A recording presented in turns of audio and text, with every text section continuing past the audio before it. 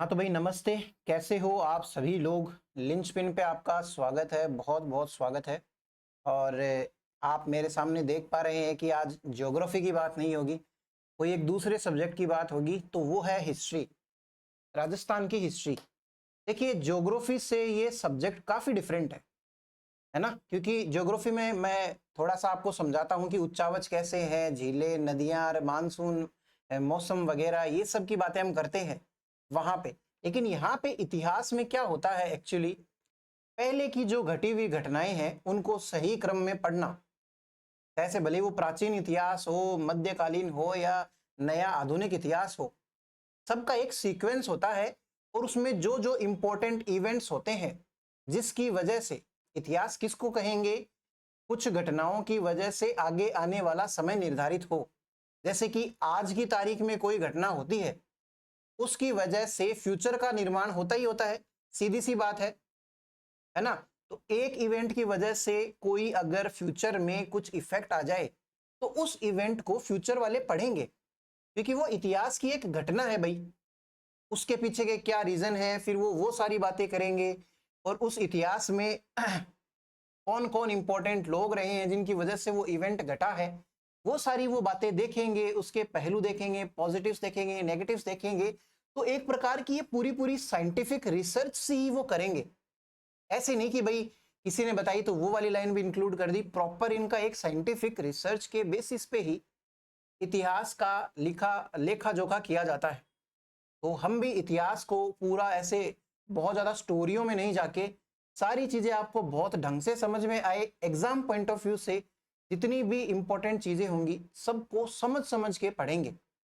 जैसे जिस इतिहासकार ने इतिहास समझते टाइम पे कैसे कैसे इवेंट्स हुए हैं उनको सीक्वेंस में समझा है, वैसे ही हम भी चलेंगे अपने एग्जाम के पॉइंट ऑफ व्यू से। ठीक है। बाकी आपके इंटरेस्ट को अगर बढ़ावा मिले इतिहास के, तो मैं आपको बुक्स भी सजेस्ट कर दूंगा, आप बुक्स पढ़ सकते हो। बाकी आज अपन ये राजस्थान हिस्ट्री जो है उसका पहला पॉइंट यानी कि इंट्रोडक्शन जो है वो स्टार्ट कर देते हैं भाई। इंट्रोडक्शन में क्या रहेगा, तो इतिहास होता क्या है वो मैंने आपको चीज बताई। जितने भी भाई प्रीवियस इवेंट्स होते हैं उनका एक डिटेल्ड स्टडी, उनके रीजन क्या है, उनके इम्पैक्ट्स क्या हैं, क्यों तो वे हुए, कारण और उनके क्या प्रभाव पड़े, वो सारी चीजें पढ़ी जाती है। तो इतिहास को हम तीन भाग में डिवाइड करके पढ़ेंगे। राजस्थान का इतिहास जो है या फिर किसी भी देश का है या वर्ल्ड का है, उसको तीन भाग में विभाजित कर सकते हैं। तो पहला क्या हो सकता है, सबसे पुराना हो जाएगा, उसको क्या बोल देंगे, एंशिएंट हिस्ट्री,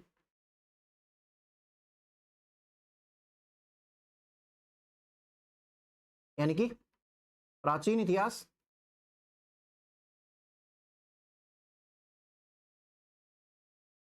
फिर सेकंड आ जाएगा मिडाइवल हिस्ट्री,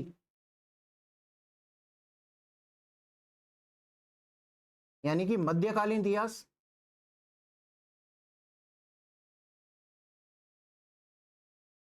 फिर तीसरा हमारे पास में आ जाता है मॉडर्न, इसको क्या बोल देंगे, मॉडर्न हिस्ट्री।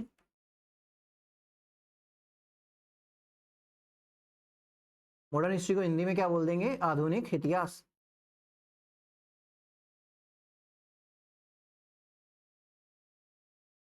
भाई आज का जो टाइम है जैसे 2025 चल रहा है, ये एंशियंट है, मिडाइवल है या मॉडर्न है, क्योंकि ये सबसे नवीनतम बिंदु है, इसलिए हम कह सकते हैं कि मॉडर्न जमाने में हम जी रहे हैं।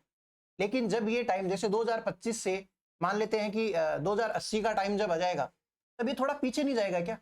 जैसे 2080 नहीं मानते, 3080 मान लेते हैं, तब तक तो ये टाइम और पीछे चला जाएगा। तो आज का ही टाइम क्या बन जाएगा, लगभग मिडाइवल मान लेते हैं एक बार के लिए, मध्यकालीन में आ जाएगा बीच में, इससे पुराना जो है और ही एंशिएंट हो जाएगा। जैसे अपना 1947 की आज़ादी की जो घटनाएं हैं वो सारी चीज़ें, इसके कंपैरिजन में, आज के कंपैरिजन में तो पुराना इतिहास ही है। और अगर 10-100 साल और आगे चले जाएं, जैसे कि मैं कहूँ 1947, उसके बाद में 2047 और उसके बाद में 3047, अब इनको कंपेयर करें तो 3047 जब आएगा तब वो एक तरीके से नया जमाना आ जाएगा। उसके कंपैरिजन में 2047 एक तरीके से आधुनिक इतिहास, यानी कि 3047 के जस्ट पास वाला इतिहास आधुनिक ही है, हम वही पढ़ेंगे। जैसे आज 2025 में तो 2025 का इतिहास थोड़ी पढ़ेंगे हम, ये 1800वीं शताब्दी जो 18वीं जो शताब्दी है उसके आगे का देखेंगे इवेंट। तो आगे आगे जैसे जैसे समय चलता है वह इतिहास अपना रूप बदलता जाता है। एंशियंट से मेडाइवल हो जाएगा, मेडाइवल से सॉरी मॉडर्न से वो मेडाइवल हो जाएगा, मेडाइवल से एंशियंट होता जाएगा।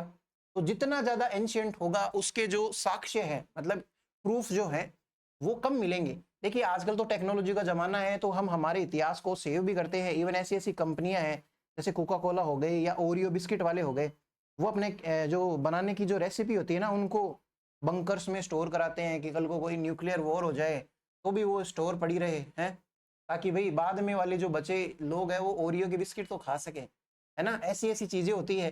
तो आज के टाइम पे तो हम इतिहास को प्रिजर्व कर सकते हैं, है ना। इसके लिए यूनेस्को वगैरह भी काफी जो कर रहा है, यूएन यूनाइटेड नेशंस जो है वो भी काफी बढ़िया मेहनत कर रहा है अपने इतिहास को प्रिजर्व करने के लिए।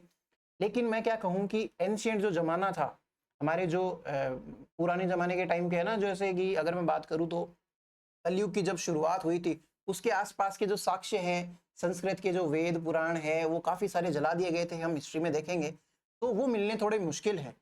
तो ऐसा सा इतिहास होता है। एक बार के लिए आप इतिहास की हेडिंग डालेंगे, उसमें इतिहास को 3 पार्ट्स में डिवाइड कर सकते हैं। फिर हम राजस्थान के संदर्भ में भी बात कर लेंगे भाई। तो आपको इंट्रोडक्शन हल्का सा समझ में आया होगा होपफुली, और आप ये लिखेंगे फिर उसके बाद में मैं आगे चलता हूँ। तो मैं 2 सेकंड का पॉज लेता हूँ, आप वीडियो पॉज करके लिख लो और हम आगे चल लेते हैं। ठीक है भाई। होता क्या है, हमें पढ़ना है हमारा राजस्थान। देखिए राजस्थान की जब इतिहास आप पढ़ेंगे ना तब आपको रियल में पता चलेगा। अगर आप राजस्थान के लोकल हैं तो आपको पता चलेगा कि आपके दादा परदादा या फिर उनके भी मतलब ग्रैंड पेरेंट्स जो हैं वो इतने ज्यादा शूरवीर रहे हैं। ये लिटरल सेंस में बात है भाई, कोई बड़ाई की बात नहीं है। हर एक इंसान को अपना जो देश है, अपना जो गांव है, अपना जो घर है, अपने जो लोग हैं, कर कितना ही घटाते, जो अपना जो होता है ना स्वार्थ, वो सबसे बढ़िया ही लगता है। लेकिन ट्रू सेंस के अंदर, क्योंकि हमें जो राजस्थान के जो शूरवीर वगैरह है उनको एडमायर करने वाले बाहर के लोग भी हैं। इवन मैं अंग्रेजों में भी नाम गिना दूंगा आपको, बंगाल के लोगों के नाम भी गिना दूंगा जो हमें एडमायर करते हैं।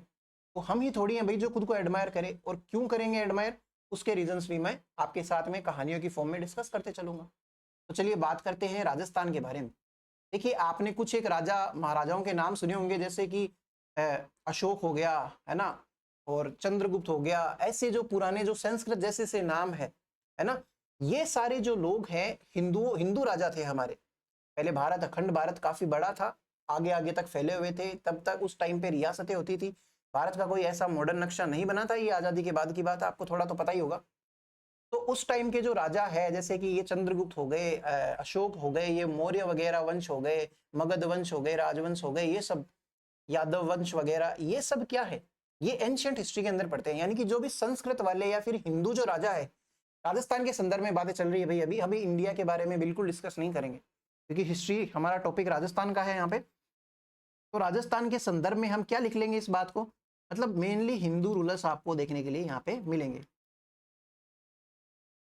यानी कि हिंदू राजा ज्यादातर आपको देखने के लिए मिलेंगे। फिर होता क्या है कि सिंध प्रांत के ऊपर जो है, जो तुर्क जो होते हैं, उन्होंने अपना डेरा जमा लिया होता है अराउंड 720 सन के अंदर। उसके बाद में भी 480 लगभग सालों तक भी हमारे राजस्थान ने ही प्रोटेक्ट किया था, इनको तुर्क रूलर्स को आने नहीं दिया। फिर ये जो तराइन का द्वितीय युद्ध होता है 1192 के अंदर, उस टाइम पे क्या होता है, पहली बार मौका मिलता है दिल्ली की सल्तनत पर एक मुगल जो है, सॉरी तुर्क जो है वो आके बैठ जाता है। तो वहां से स्टार्ट हो जाता है हमारा लगभग रफली मध्यकालीन इतिहास। तो राजस्थान का जो मध्यकालीन इतिहास है उसको हम पढ़ेंगे दिल्ली सल्तनत के रेफरेंस के अंदर। तो दिल्ली सल्तनत के अंदर कौन ज्यादा रूल करते हैं, तो वो तुर्क करते हैं, यानी कि मुस्लिम रूलर्स, जिसमें मुगल भी आ जाएंगे। सेकंड, मैं पीछे हट जाऊंगा, मुस्लिम रूलर्स।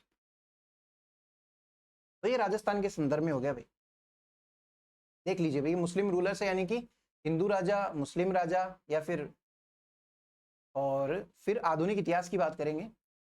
तो ठीक है, ये मुस्लिम रूलर्स जो है, बाद में अकबर का जब राज आता है मुगल्स के अंदर, वो सबसे ज्यादा स्टेबल राजा था, उसके टैक्टिक्स बढ़िया थे भाई, उसके सलाहकार भी अच्छे थे, और वो थोड़ा बढ़िया मैनिपुलेटिव रूलर था। इसलिए उसने काफी बढ़िया से मुगल सल्तनत को वहां पे इस्टेब्लिश कर दिया। उससे पहले वाले भी स्ट्रगल कर रहे थे, उसके बाद वाले तो धीरे धीरे धीरे जाते हुए, वो बोलते हैं ना कि सारा राज्य साम्राज्य जो इकट्ठा करता है वो सबसे ज्यादा प्रतापी होता है, उसको खर्च करने वाले तो विलासिता में डूबे रहते हैं। उनको लड़ाइयों से कोई शौक नहीं रहता, क्योंकि उनके पास में जीतने को कुछ बचता नहीं है।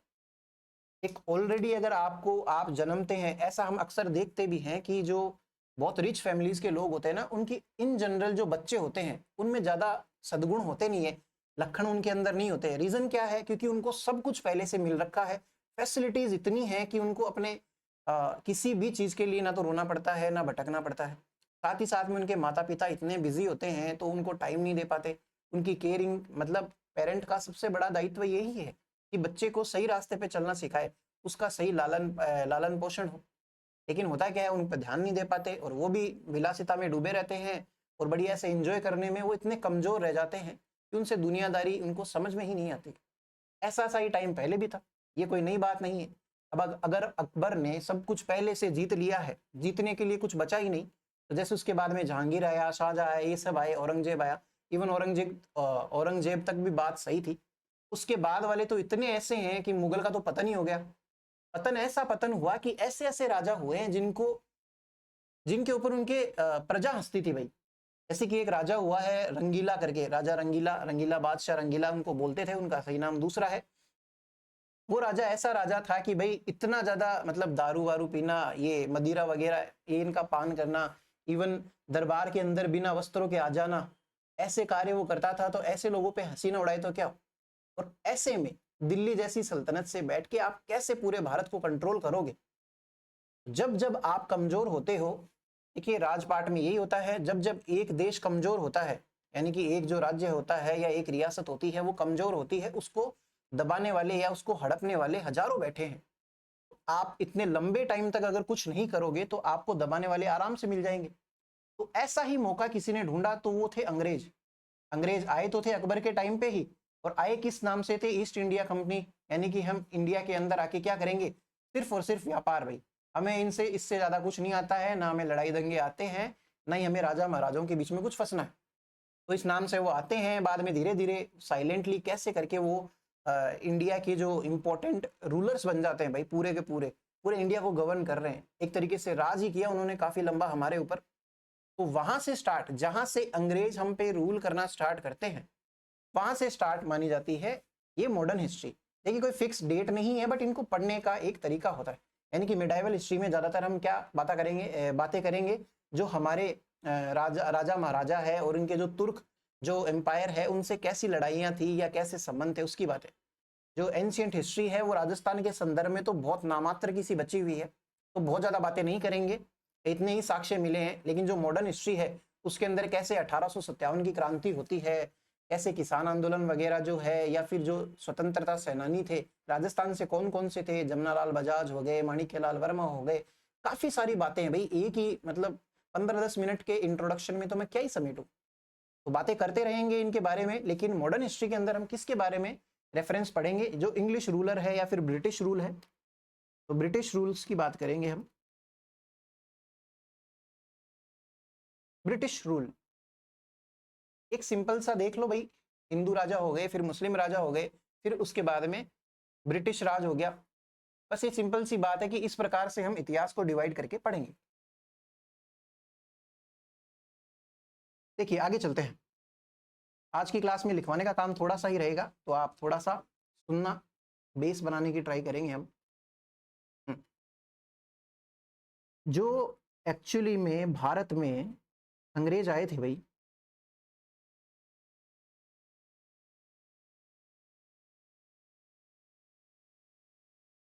अकबर के टाइम पे जब अंग्रेज आते हैं तब दिल्ली सल्तनत डोमिनेंट है। उस टाइम पे हमारे लगभग जो राजा महाराजा है राजस्थान वाले भी, वो कर चुके हैं भाई सबमिट। वो संधियां कर करके बैठे हैं राजाओं से। सबसे पहले जयपुर रियासत करती है, वो भी हम बात करेंगे। तो लगभग ये यहाँ पे हमारा राजस्थान है। एक्चुअली में ये मैप तो बाद की बात है, एकीकरण के टाइम पे बनता है, बट एक रफली एक आइडिया ले लेते हैं। हमने देखा था राजस्थान की जियोग्राफी में कि ज्यादातर पार्ट में तो क्या है, सैंड ड्यून्स वगैरह है, और यहाँ के जो राजा महाराजा हैं वो ही रह सकते हैं ऐसी गर्मियों के अंदर। तो अंग्रेज, और उसके बाद में राजस्थान एक ऐसी स्थिति में था उस टाइम पे, जो दिल्ली सल्तनत है वो इतनी ज्यादा डोमिनेंट थी हम पे उस टाइम पे, सबसे संधियां करके बैठे हैं, टैक्स हर बात के ले रहे हैं। तो राजस्थान के पास में पैसों के मामले में कुछ नहीं बचता है। दूसरी बात, ऐसी कंडीशन भी नहीं है ज्योग्राफिकल की यहाँ पे अंग्रेज आए किसी व्यापार के पर्पज। अल्टीमेटली उन्होंने रूल तो किया, मानते हैं कि उन्होंने रूल किया, लेकिन उन्होंने किस पर्पज से रूल किया? हमें लूटने के लिए तो रूल किया। राजस्थान में लूटने के लिए क्या है भाई? मिट्टी है, ले जाओ, सीरा बना बना के खाना, घी चीनी डाल के गर्म कर करके। कोई नहीं खाता ऐसी चीज, है ना? तो इनको कोई मतलब नहीं है राजस्थान से एज सच। तो राजस्थान के ऊपर तो बिल्कुल से ही अंग्रेजों का कोई रूल नहीं था भाई। सही बताऊं तो 1818 से पहले तो अंग्रेज सीरियसली लेते भी नहीं थे राजस्थान को। वो कुछ संधियां हुई, वो अभी डिटेल में डिस्कस भी कर लेंगे। उससे पहले राजस्थान से कोई मतलब ही नहीं है उनको। राजस्थान से कोई मतलब ही नहीं है, तो जो हमारे अंग्रेजों से छुड़ाने के लिए जो हमारे स्वतंत्रता सेनानी है, जैसे रविंद्रनाथ टैगोर हो गए, ये सब हो गए, जिन्होंने ये जो जनगण मन लिखी है, वो हमारे इसकी बात ही नहीं करते। गुजरात, सिंध, मराठा, ये सब की बात कर लेते हैं, पंजाब, सिंध, गुजरात, मराठा। इसमें राजस्थान का नाम ही नहीं आता कहीं पे। तो राजस्थान ना तो इसमें कोई ज्यादा कंट्रीब्यूशन रखता है अपना स्टार्टिंग से, बाद में तो हो जाता है डेफिनेटली, नो डाउट। 1857 की क्रांति के बाद में हमारे राजस्थान के भी कुछ स्वतंत्रता सेनानी हैं जो हिंदुस्तान में अलग अलग जगह पे जा जाके अपना बढ़िया से रोल प्ले करते हैं, उन्हीं को हम पढ़ते हैं। लेकिन राजस्थान में कोई ऐसे अंग्रेजों के अत्याचार से बचना पड़ रहा हो, ऐसा सच कुछ नहीं है। 1857 की जो क्रांति हुई थी, उसको दबाने के लिए जरूर थोड़ा सा अंग्रेजों के लिए हमने लड़ाई भी करी, और उनसे हत्याएं भी हुई। अंग्रेजों ने बहुत सारी हत्याएं करी राजस्थान में भी, दमनकारी नीतियां जब अपनाई। तो बस ये छोटी मोटी झड़पें हैं, इसके अलावा राजस्थान के ऊपर कोई बहुत ज्यादा ऐसे अत्याचार वाली अगर आपको बात करें, अपने तो भाई वो दोस्त थे, आगे देखेंगे कैसे। तो दिल्ली सल्तनत थी, उसने डोमिनेट करके सारा कुछ लूट लिया, राजस्थान में कुछ है नहीं। तो वो अंग्रेज आए तो यहाँ पे क्या करे? अंग्रेजों के काम ज्यादातर रहते थे हैदराबाद, या फिर मेन उनका जो सबसे बड़ा था ना, वो था बंगाल, जब बांग्लादेश वगैरह अलग नहीं हुआ था ना। अच्छा एक चीज देखिए, वेस्ट बंगाल और ईस्ट बंगाल का क्या सीन है? वेस्ट, जैसे मैं बताया था आपको राजस्थान ज्योग्राफी में कि ये नॉर्थ है, ये साउथ, ये वेस्ट, ये ईस्ट है। इधर बंगाल आ रहा है, उसको वेस्ट बंगाल क्यों बोला जा रहा है, जबकि तो इसको तो ईस्ट बंगाल बोलना चाहिए। बंगाल के विभाजन हुए थे भाई, वो इंडिया की हिस्ट्री की बात है। यहाँ वाला वेस्ट कहलाएगा, यहाँ वाला ईस्ट ही तो कहलाएगा। तो ये वाला बंगाल अगर हमारे पास में है, हम बंगाल की ही बात कर लेते हैं एक बार।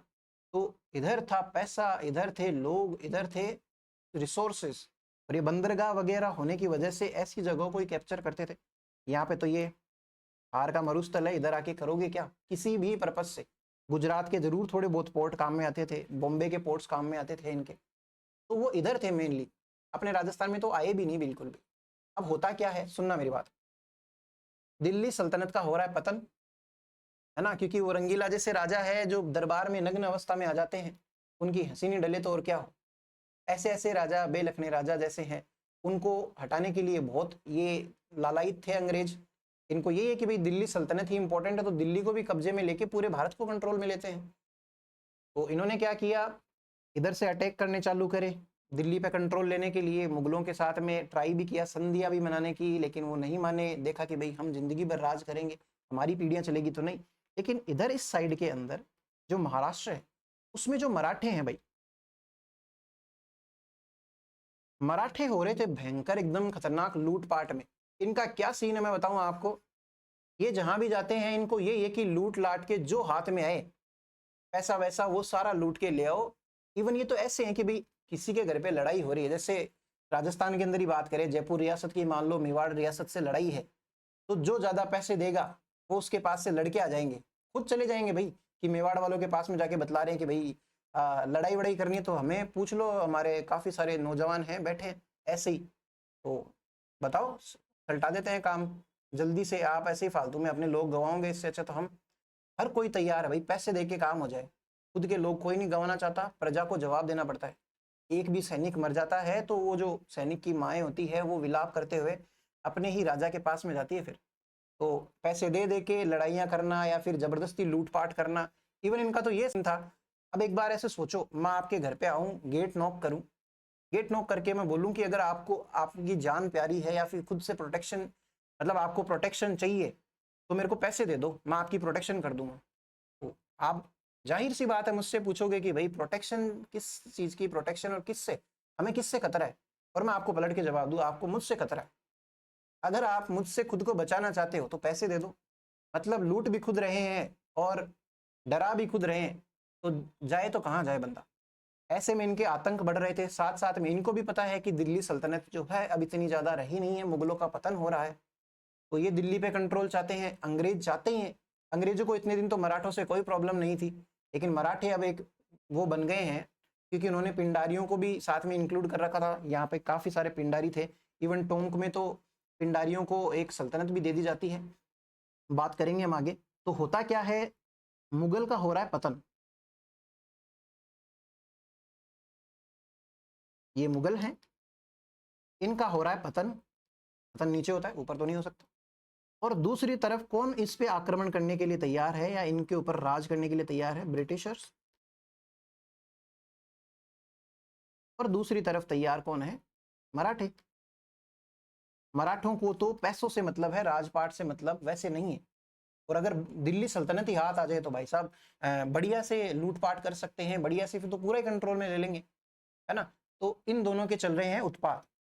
तो इस सब रीजंस की वजह से राजस्थान के साथ में इंटरेक्शंस होते हैं। वो इंटरेक्शंस हम पढ़ लेते हैं भाई। और वो इंटरेक्शंस पढ़ने से पहले मैं आपको एक चीज बता दूं, जब आपको इतना पता चल गया कि अंग्रेज और मराठों की नहीं बनती है, तो यहाँ पे एक आयरलैंड से एक आदमी आता है जिसका नाम क्या है? George Thomas. तब आप एक छोटी सी हेडिंग लगा लो, जॉर्ज थॉमस करके लिख लो।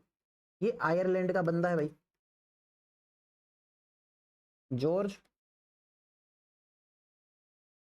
थॉमस,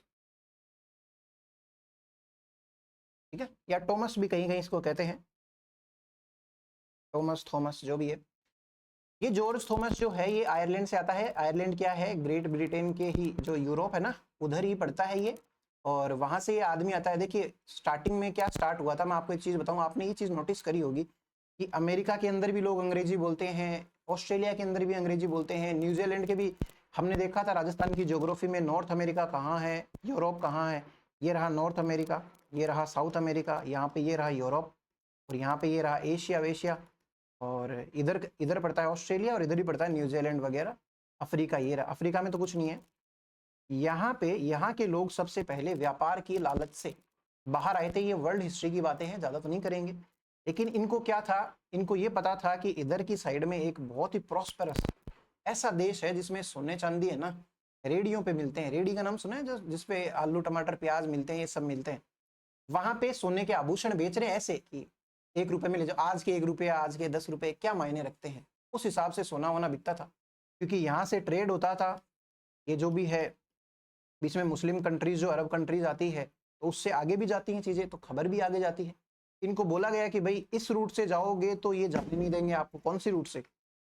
इस रूट से अगर आप व्यापार करने के लिए भारत की खोज करोगे या जाओगे, तो आपको ये जो मुस्लिम कंट्रीज है, अरब कंट्रीज है, ये जाने नहीं देगी व्यापार के पर्पज से। तो आप क्या करो, दूसरे रास्ते ढूंढो, समुद्र के थ्रू। समुद्र के थ्रू दूसरे रास्ते तो ढूंढ लेंगे, लेकिन उसमें टाइम भी लगता है। क्यों? क्योंकि कोई मैप तो है नहीं, गूगल मैप लगाया और पहुंच गए। इनको क्या करा, इन्होंने अपने बंदे भेजे। कोई बंदा किधर जा रहा है, कोई किधर जाके वापस आ रहा है, कोई किसी की डेथ हो गई, चलो मान लेते हैं। एक बंदा जाता है सबसे पहले, इधर चला जाता है, और उधर इसको मिलते हैं रेड इंडियंस, मतलब लाल लाल लोग मिलते हैं। और इसको लगता है कि हाँ हाँ ऐसा सही कुछ बताया था कि काले से लोग हैं, गहरे रंग के कलर के लोग हैं। तो यहाँ इधर के लोग भी ऐसे ही थे। तो इक्वेटर के आसपास आता है ना, तो धूप की वजह से तो इसको लगा कि यही यही भारत है, आ गए अपन तो। लेकिन देखे तो इधर वाले नंगे पुंगे लोग, क्योंकि आदिवासी लोग है सारे, इधर कुछ है ही नहीं, जंगल ही जंगल, भयंकर जंगल। तो ऐसी जगह पे वो आ गए। तो आ तो गए, लेकिन उनको पता चला कि यार जगह तो ये भी है, जमीन तो ये भी है, खेती बाड़ी की जा सकती है, अफीम उगाया जा सकता है, कपास वपास, बहुत सी चीजें, मक्के गेहूं कुछ भी कर सकते हैं काम। तो लैंड तो पता चला। ये वापिस जाके बताते हैं, तो इधर से क्या करते हैं, ब्रिटिश के ही कुछ वीक लोग होते हैं, उनका एक पूरा का पूरा ग्रुप भेजा जाता है कि भाई आप लोगों को निष्कासित किया जाता है, तो आप यहाँ पे जाएंगे सजा के रूप में, और इस नॉर्थ अमेरिका जैसे कॉन्टिनेंट के ऊपर, महाद्वीप के ऊपर जाके क्या करो, आप खेती बाड़ी करो बढ़िया से, हमें ना आयरन के, स्टील के इंडस्ट्रीज लगाओ, बढ़िया से टोपियां बना के भेजो, कपड़े बना के भेजो। मतलब इनको नौकर की तरह भेजा गया था यहाँ पे। अब ये बढ़िया, यहाँ पे खाली लैंड है, बढ़िया रिसोर्स है, इधर बढ़िया से ग्रोथ कर ली इन्होंने, नंबर में बढ़ गई। फिर बाद में इनसे ही लड़ाई वड़ाई करके ऐसे करके नॉर्थ अमेरिका ये सब अलग होता है, यही आगे जाते हैं ऑस्ट्रेलिया वगैरह, न्यूजीलैंड वगैरह, ऐसे करके ये फैला हुआ है। तो वैसे ही करके ये भारत भी आए हुए हैं भाई। तो क्या है, स्टार्टिंग में तो इन लोगों को आता था जोर, यूरोप वालों को, कि भाई इतनी दूर कौन जाए, समुद्र की दूरी समुद्र की डिस्टेंस ट्रेवल करना रोड से भी खतरनाक होता है। जान का खतरा ऐसे रहता है कि पानी सूख जाए इंसान का, अजीबोगरीब बीमारियां लग जाती है और इलाज कहीं है नहीं बीच समुद्र में। आप ओला उबर भी नहीं कर सकते, ना ही आपके पास में संसाधन। फिर क्या हुआ, धीरे धीरे जब ये व्यापार बढ़ने लग गया, अंग्रेज काफी ईस्ट इंडिया कंपनी ने रूल कर लिया, तो सबकी लुगाइयां उनको भेजना स्टार्ट कर दी कि भाई तू भी जा उधर जाके बढ़िया से पैसे कमा, अपने जो है उधर ईस्ट इंडिया कंपनी में नौकरी मांग ले जाके, वहां पे बढ़िया से अत्याचार करना इंडियंस पे। ऐसे करके लोगों को भेजा गया था। तो इसी पर्पज से एक बंदा आया था जिसका नाम क्या है, जॉर्ज थॉमस। जॉर्ज थॉमस क्या है, एक कमांडर है, बढ़िया से इसको युद्ध का नॉलेज है। ये आता है इंडिया, किस चीज से, ईस्ट इंडिया कंपनी से वो करने के लिए व्यापार वगैरह। तो ये सबसे पहले जाता है यहाँ पे, देखता है कि भाई दिल्ली सल्तनत भी है तो ये वीक पड़ रखी है, इनको जरूरत है, इनसे बढ़िया पैसे ले सकता हूँ। इसके पास ट्राई करता है, इसकी पार नहीं पड़ती, वो खुद ही गरीब भिखारी है। तो फिर ये ट्राई करता है मराठों के पास में, मराठे को बोलता है कि भाई मैं बढ़िया से ऐसे निपुण कमांडर हूँ। तो ये भी इसलिए इसको ले लेते हैं क्योंकि अंग्रेजों से इनकी लड़ाई है, किसकी, मराठों की। और अंग्रेजों जैसी सोच वाला कोई आदमी अगर इनको मिल जाए तो बढ़िया है भाई, वो हमें इनकी टेक्निक्स, इनकी सोच मैच करने वाला कोई मिल जाता है, तो इसको ये कर लेते हैं अपॉइंट। तो जॉर्ज थॉमस जो है मराठों के अंडर में एक कमांडर है, ऐसा दिया हुआ, इसको बोलते हैं भाड़ाइती कमांडर या भाड़ाइती जो सेनापति बोलते हैं इसको। तो जॉर्ज थॉमस क्या था, मराठों की सेना में भाड़ाइती,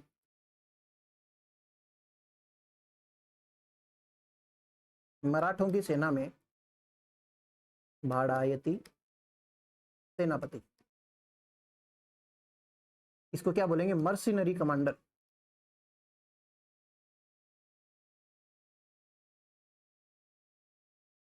देखिए जैसे जयपुर की लड़ाई हो गई, मेवाड़ की लड़ाई हो गई, और इसके बीच के अंदर दोनों राजाओं ने डिसाइड किया यार मराठों से बात कर लेते हैं कि जयपुर पे अटैक कर देंगे, मराठी कर देंगे, हम तो उनको पैसे दे देंगे।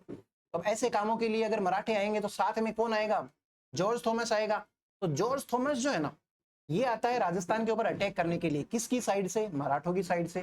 तो इसको पता चलता है कि हाँ हाँ ऐसा ऐसा कुछ तो राजस्थान है। पहले के टाइम पे राजस्थान जैसा कोई चीज नहीं थी।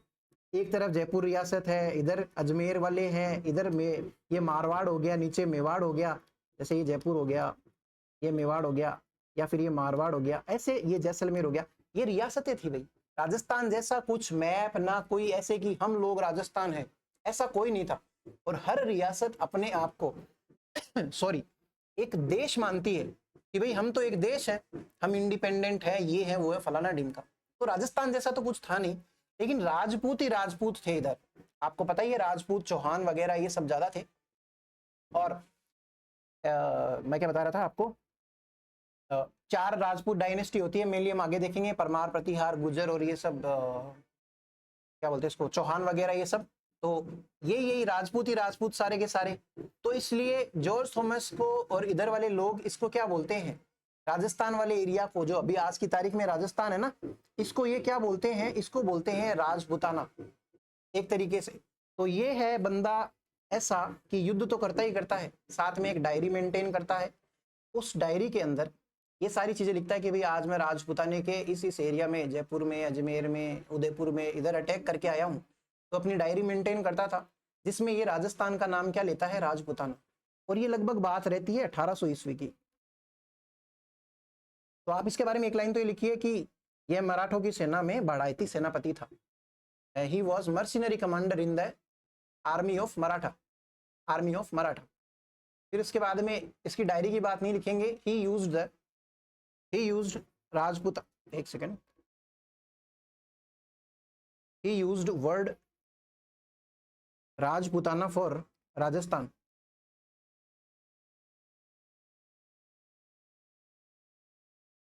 राजपूताना वर्ड फॉर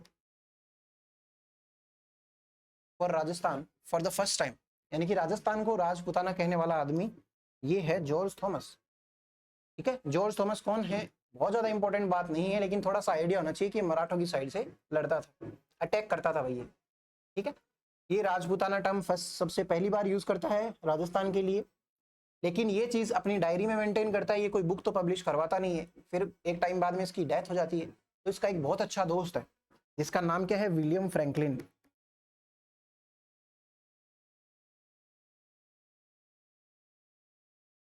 अब ये जो विलियम फ्रैंकलिन है, इसको इसकी डायरी मिल जाती है और डायरी में सारी बातें देखता है, इंप्रेस होता है कि भाई जॉर्ज थॉमस ने तो अपना सारा जीवन जो है इसमें उतार दिया बढ़िया से अपनी डायरियों में।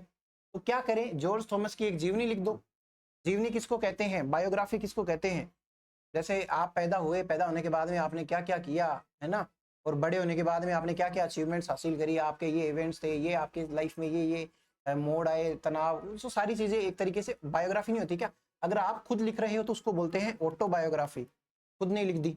या कोई और लिख रहा है तो उसको सिंपली बायोग्राफी कह देते हैं। तो इसकी बायोग्राफी लिखवाता है इसकी डायरीज यूज करके कौन? William Franklin. और उसका नाम क्या है भाई? तो आप एक लिख लेना जरूर आपके पास में,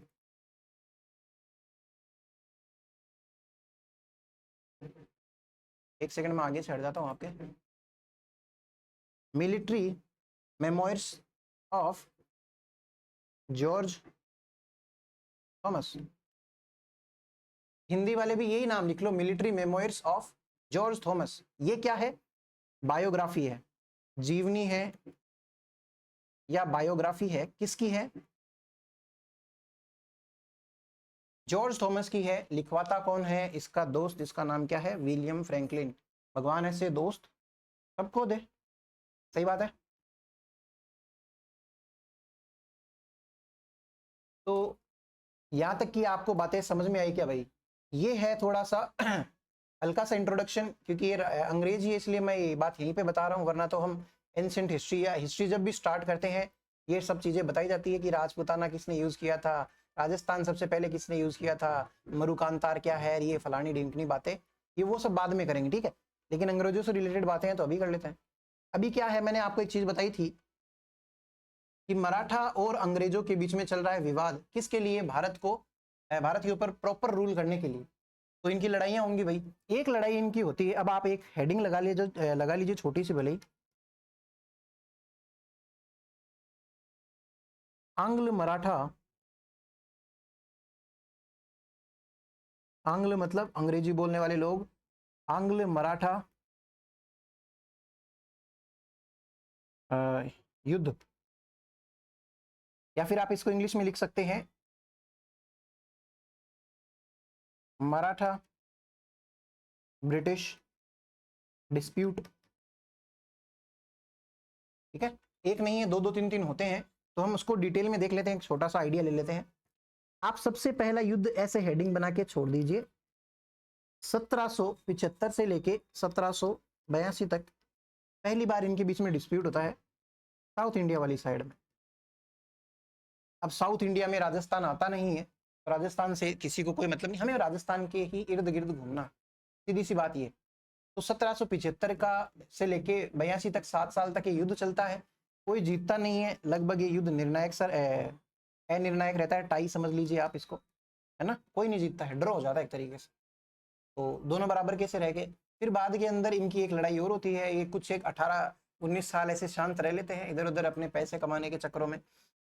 मराठे भी थोड़े कमजोर पड़ते हैं, युद्ध के अंदर दोनों को बराबर नुकसान होता है, तो युद्ध न करने में भलाई मानते हुए थोड़ा टाइम निकालते हैं।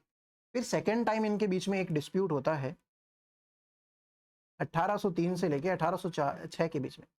ये होता है भाई यूपी की साइड में, नॉर्थ इंडिया। अब यूपी से लगता हुआ अब यहाँ पे मान लेते हैं यूपी पड़ता है, तो राजस्थान का भी बॉर्डर लग रहा है भाई आपके सामने, देखो ये वाला राजस्थान का बॉर्डर लगेगा ही लगेगा। तो राजस्थान के बॉर्डर में क्या लगता है? अलवर और भरतपुर। अब अलवर और भरतपुर रियासत है, मैंने क्या बोला आपको, जिले नहीं है। जिले कोई नहीं मानता था उस टाइम पे, खुद को एक देश मानता था स्वतंत्र, रियासत, ठीक है। तो कौन सी रियासत है? एक तो है अलवर, एक का नाम है भरतपुर, ये दो रियासत है भाई। अब इन रियासतों से ट्राई कौन करे बात करने की? मराठे भी कर सकते हैं, क्योंकि मराठों का तो आना जाना लगा रहता है राजस्थान में लूटपाट के लिए, लूटपाट कर लेंगे या किसी की साइड से लड़ने आ जाएंगे, किसी का भी युद्ध हो, मराठे तो पहले खड़े। मराठे ऐसे थे कि यार इनसे दुखी होके, जैसे एक ईश्वरी सिंह राजा आता है जयपुर का, जिसने ईश्वर लाट वगैरह सब बनाई, वो तो सुसाइड कर लेता है भाई, मराठों के आक्रमण से इतना परेशान होता है, पारा वारा पी के अपनी जान दे देता है वो राजा। तो ऐसे थे ये। और राजस्थान को तो इतना परेशान किया है, अहिल्याबाई करके एक मराठा की रानी थी, उसने तो एक लेटर लिखा था लेटर लिखते ही मेवाड़ वाले जो है इतने तैयार हो गए कि निम्बा एडा नाम की जो परगना है ना, परगना क्या होता है वो चीजें मैं आपको मेडाइवल हिस्ट्री में भी समझा दूंगा, और वैसे आगे काम में आएगी तो मैं आपको वो भी बता दूंगा। सॉरी, तो मैं क्या बता रहा था, हाँ, तो ऐसे इतना परेशान किया हुआ ना राजस्थान को, अनगिनत डिस्प्यूट है भाई राजस्थान के मराठाओं से, मैं क्या बोल रहा हूँ, मराठा से। तो हम किससे परेशान हैं? मराठों से। अंग्रेजों से हमें कोई मतलब है क्या? अंग्रेज इतने दिन आए नहीं, कोई परेशान किया नहीं अंग्रेजों ने हमें, तो अंग्रेजों से तो हमारी वैसे तो कोई लड़ाई नहीं है। लेकिन अंग्रेजी ये लड़ कहाँ रहे हैं अंग्रेज और मराठा? अलवर और भरतपुर बीच में आएगा, मतलब पास में पड़ता है टेरिटरी में, तो भाई लड़ने की अगर नौबत आई है तो किसकी साइड से लड़ोगे? मराठाओं की साइड से। मराठे ऐसे बोल सकते हैं क्या कि अलवर भरतपुर, सॉरी यार पहले आपको बहुत मारा कूटा था लेकिन अब अंग्रेजों से लड़ना है, ये तो बाहर वाले, अपन तो इंडिया के ही है, तो हमारा साथ दो, ऐसा तो नहीं हो सकता।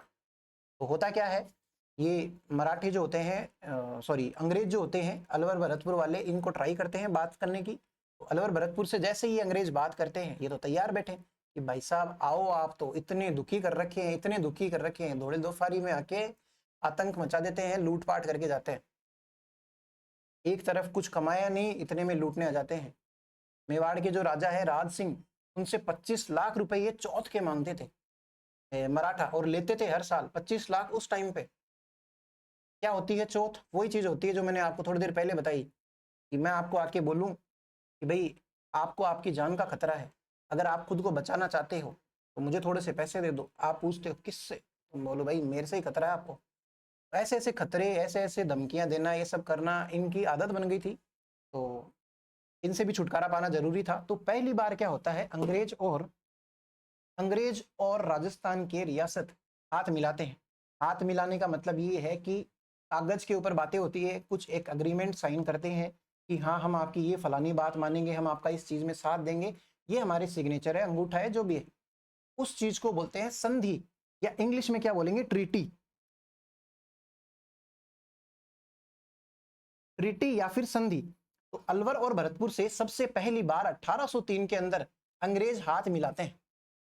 किस चीज के लिए? मराठों से हेल्प लेने के लिए, कि मराठों से लड़ना है भाई, आप हमारी हेल्प करोगे या नहीं करोगे। ये तैयार हो जाते हैं, और ये इस चीज में भी तैयार हो जाते हैं क्योंकि अंग्रेज काफी टाइम से यहाँ पे बैठे हैं इंडिया में, राजस्थान वालों को पूछ नहीं रहे, और ये तो भाई गोरी चमड़ी देखी नहीं कि यार भाई साहब इतने गोरे हो तो कैसे, बताओ।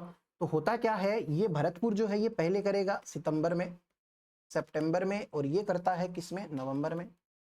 इन दोनों से बात हो जाती है, बात 1803 की ही है, ये भी 1803 की ही है। इनकी ट्रीटी किससे होती है? साठ गांठ कह लो, या फिर दोस्ती कह लो, या फिर संधि कह लो, ब्रिटिश से होती है। मैं हट जाता हूं, तो इनसे क्या होती है, इनकी संधि या फिर ट्रीटी, ये हो गई संधि इनकी, ठीक है। तो इनकी जो संधि होती है, सबसे पहले राजस्थान में कौन करता है? दोनों में से ही भरतपुर सबसे पहले करता है, ये फैक्ट इंपॉर्टेंट है। तो आप इसको रटोगे कैसे, याद कैसे करोगे, कि बी ए बैचलर्स होती है ना, बैचलर ऑफ आर्ट, तो बी ए होता है, ए बी नहीं होता। तो आपको ध्यान में रह जाएगा कि बी पहले आता है, यानी कि भरतपुर पहले आएगा, अलवर बाद में है, पूछा जा सकता है। तो ब्रिटिशर्स के साथ में सबसे पहले ये ट्रीटी करते हैं। अब एक चीज सुनना, जैसे दिल्ली सल्तनत में अगर मुगल का कोई राजा बैठा है तो वो पूरे देश का राजा है, इंडिया का पूरा का राजा है, हिंदुस्तान का राजा है। वैसे ही जो ब्रिटिशर्स की जो ईस्ट इंडिया कंपनी है, ये इसने जब अपने रंग दिखाए कि हम लूटपाट करके आपके ऊपर राज करने आए हैं, मतलब आपके ऊपर राज करेंगे, लूटपाट करेंगे। अब इन्होंने जब अपने मुख्य जो इंपॉर्टेंट पद है सृजित करे, जैसे कि हम बोले ना कि राजा है पूरे देश का राजा, वैसे इनके होता था गवर्नर जनरल, अंग्रेजों का सबसे इंपॉर्टेंट गवर्नर जनरल। 1857 की क्रांति से पहले सिर्फ ब्रिटिशर्स यहाँ पे थे। जो ब्रिटिश क्राउन है वो तो इंग्लैंड के अंदर ही है, ईस्ट इंडिया कंपनी यहाँ पे बैठी है, उसका जो सबसे बड़ा हेड होता है उसको बोलते हैं गवर्नर जनरल। इंग्लिश में भी यही बोलेंगे, हिंदी में भी यही बोलेंगे। ये बैठता कहाँ था? कलकत्ता के अंदर। कलकत्ता कहाँ पड़ता है? बंगाल के अंदर। यानी कि ये वाली साइड पे कौन बैठा है? हमारा गवर्नर जनरल, जी जी बैठा है, आपको दिख रहा है, जी जी, इधर बैठा है गवर्नर जनरल। ये किस पे कंट्रोल कर रहा है? पूरी ईस्ट इंडिया कंपनी जो भारत में फैली हुई है, राजस्थान को छोड़ के, है ना। इधर जम्मू कश्मीर को भी छोड़ दो, मान लो कोई मतलब नहीं इधर, गवर्नर जनरल सबसे बड़ा हेड हो गया। अब इस हेड के बताए बिना तो ब्रिटिशर्स किसी से ही संधि नहीं करे। आप घर का कुछ भी काम करोगे तो घर के मुखिया जो भी है, पापा मम्मी, उससे उनसे डिस्कस करके ही तो करोगे, या खुद से ही फैसले ले लोगे। वो तो आप जब लोगे जब आप खुद मम्मी या पापा बनेंगे। तो जो सबसे इंपॉर्टेंट होता है उस इंसान के हस्तक्षेप के बिना काम नहीं हो सकता। तो 1803 के आसपास में अंग्रेजों का गवर्नर जनरल कौन था? तो अंग्रेजों का गवर्नर जनरल उस टाइम पे था लॉर्ड वेलिस्ली।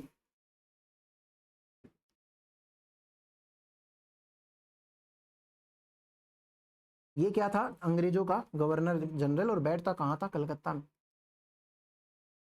इस संधि, आपको क्वेश्चन क्या पूछा जाएगा एग्जाम में कि अलवर भरतपुर ने जब अंग्रेजी ब्रिटिश से संधि करी थी, ब्रिटिशर्स से, तब भारत का गवर्नर जनरल कौन था? ऑप्शन में अलग अलग रहेंगे, ये नाम भी रहेगा, तो आपको क्या चूज करना है? अच्छे से ये वाला नाम चूज करना है। तो लॉर्ड वेलेस्ली क्या था उस टाइम पे? Governor general. ठीक है, अब इनसे होगी डिस्प्यूट हो गया, अंग्रेज थोड़े से जीत गए, डोमिनेंट पड़े मराठों पे, बात खत्म, युद्ध विराम हो गया 1806 के अंदर। यहाँ पे देखिए 1806 के अंदर फिर से युद्ध विराम हो जाता है।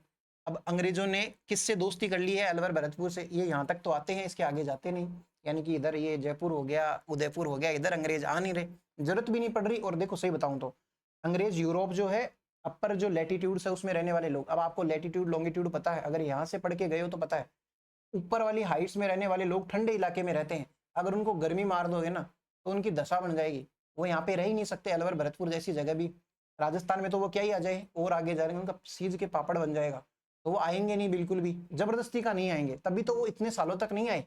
राजस्थान की जब जरूरत पड़ी ना 1803 में, तो भागे भागे आ गए, दोस्ती कर ली, ट्रीटी कर ली, लड़ाई वड़ाई करनी नहीं है। अब सुनना मेरी बात दूसरी, होता क्या है, फिर से एक और लड़ाई होती है ब्रिटिशर्स की। ये जो बातें चल रही है ना, आंग्ल मराठा युद्ध वगैरह जो है, लॉर्ड वेलेस्ली आपने लिखा क्या कि 1803 की संधि के दौरान, 1803 की संधि के दौरान भारत का गवर्नर जनरल, भारत का ब्रिटिश गवर्नर जनरल कौन था? Lord Wellesley. ये बात आप इसके बारे में लिख लो, लॉर्ड वेलेस्ली था, लिख लिया, इंग्लिश में भी लिख लो, Lord Wellesley, Lord Wellesley was the British Governor General during the Treaty of 1803। 1803 AD लिख सकते हैं, ठीक है, ईसा ईसा पूर्व। तो एक होता है एडी, एक होता है ईस्वी।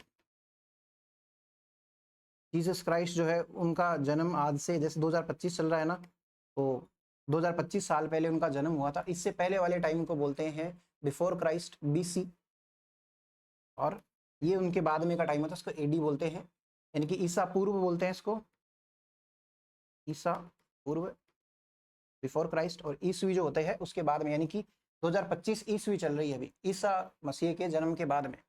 ठीक है, तो मैं क्या बता रहा था आपको, लॉर्ड वेलेस्ली जो है ब्रिटिश गवर्नर जनरल थे, किस टाइम पे? 1803 की संधि के दौरान। अब कोई लड़ाई नहीं हो रही, कोई बात नहीं हो रही, ब्रिटिशर्स शांत है, और मराठे है उनको भी थोड़ा सा ऐसे हो गया कि भाई राजस्थान वालों को परेशान तो खूब किया था, हमारा साथ देने की बजाय किसका साथ दिया? अंग्रेजों का।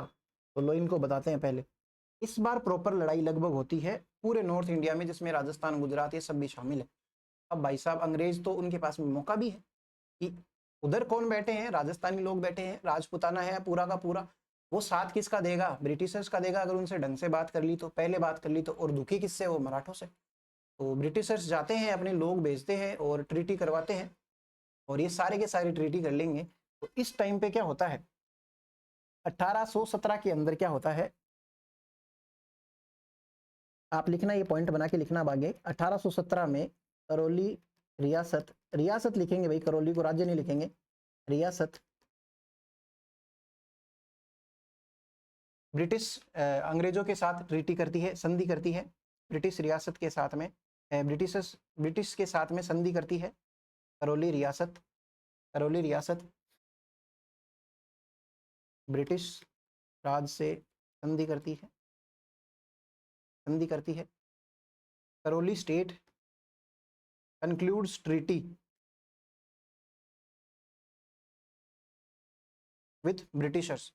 ये वाली चीज आप लिखेंगे, 1817 में सिर्फ और सिर्फ करौली करता है। और 1818 में क्या लिखेंगे आप, पूरा का पूरा राजपूताना जो है, जो भी रियासतें बच गई, जयपुर हो गई, मेवाड़ हो गई, मारवाड़ हो गई, ये सारी ढूंढाड़ हो गई, ये सारे लोग क्या कर लेते हैं, ट्रीटी।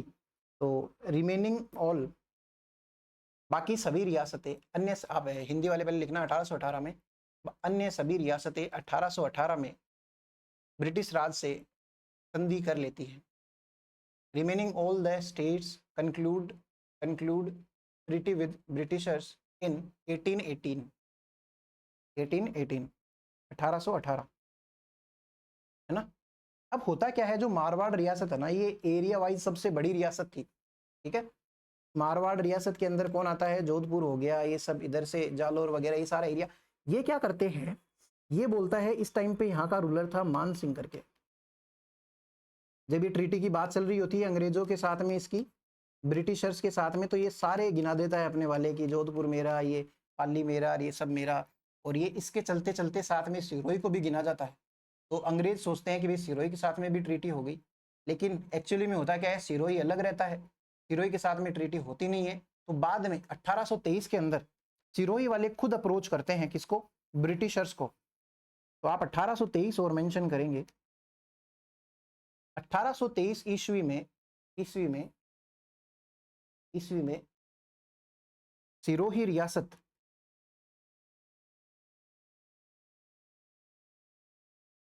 अंग्रेजों के साथ संधि करती है। अंग्रेजों के साथ संधि करने वाली राजस्थान की अंतिम रियासत है सिरोही रियासत। 1823 में अंग्रेजों के साथ संधि करने वाली राजस्थान की अंतिम रियासत है। Sirohi state concludes the treaty with the Britishers in 1823 as the last.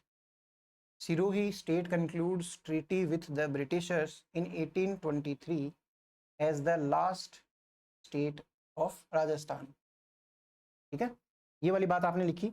अब होता क्या है, गवर्नर जनरल इतना बड़ा आदमी है, ये तो आएगा नहीं, ये अपने ही लोग भेजेगा। लेकिन उससे पहले आप एक लाइन और लिख लो कि 1817 और 1818 वाली जो ट्रीटी है, ये वाली और ये वाली और ये वाली, उस टाइम पे जो ब्रिटिश गवर्नर जनरल था वो कौन था। आप नीचे एक लाइन लिखना, इन संधियों के दौरान लॉर्ड हेस्टिंग्स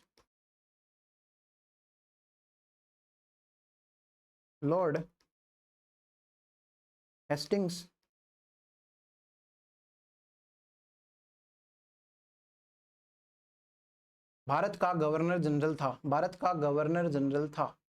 लिखा, इंग्लिश में लिखना भाई। During these treaties Lord Hastings was the governor general of India, या ब्रिटिश इंडिया कह लो, ब्रिटिश इंडिया, ठीक है। तो ये लिखा आपने। फिर उसके बाद में एक चीज समझना, गवर्नर जनरल जो लॉर्ड हेस्टिंग्स है वो खुद तो आएगा नहीं, अपने किसी एजेंट को भेजेगा। तो ये जिसको भेजेगा वो एक एजेंट है, नाम में एजेंट पहले ही आ गया, लेकिन आ किस मुद्दे से रहा है, एक ट्रीटी करने के लिए, एक दोस्ती करने के लिए, यानी कि राजनीतिक साठ गांठ के लिए आ रहा है, यानी कि पॉलिटिकल अप्रोच से आ रहा है। तो इस एजेंट को मैं पॉलिटिकल एजेंट कह दूं, कोई गलत बात है क्या। तो पॉलिटिकल एजेंट क्या होता है, एक ऐसा एजेंट जो राजनीतिक साठ गांठ या राजनीतिक मामले की वजह से कहीं भी आ जा रहा। अपन देखते ना, एजेंट के थ्रू बात कर लो, एजेंट आएगा आपको पूरी कंपनी की बात समझा देगा कि कैसे आपका दिवाला निकलने वाला है। ऐसे होता है नेटवर्क मार्केटिंग वगैरह के अंदर, एजेंट से बात कर लो, ये एजेंट ने ऐसे किस्तें मंगाई है, फिर एक दिन पता चलता है आपके ऊपर 40-50 लाख का कर्जा है, और बढ़िया से आपके पास में घर में BMW भी नहीं आई और कर्जा भी हो गया, है ना। तो वैसे वाले ही एजेंट्स होते हैं। और ये वाला एजेंट कौन है, पॉलिटिकल एजेंट है, ये रियासतों से राजनीति की बातें करने गया है। तो सबसे पहले किसको भेजा जाता है, लॉर्ड हेस्टिंग्स जिसको भेजता है, उस आदमी का नाम क्या है, उस आदमी का नाम बहुत इंपॉर्टेंट नाम है, उसका नाम है जेम्स, या फिर कर्नल लगाए तो और ही मजा आ जाए, जेम्स टोड। आप लिखना मत एक बार कुछ भी, आप हेडिंग में अब लिखना कर्नल जेम्स टोड, हिंदी वाले लिखना कर्नल जेम्स टोड, ठीक है, ये आप नाम लिखेंगे। अब आप इसके बारे में लिखना स्टार्ट करना प्लीज।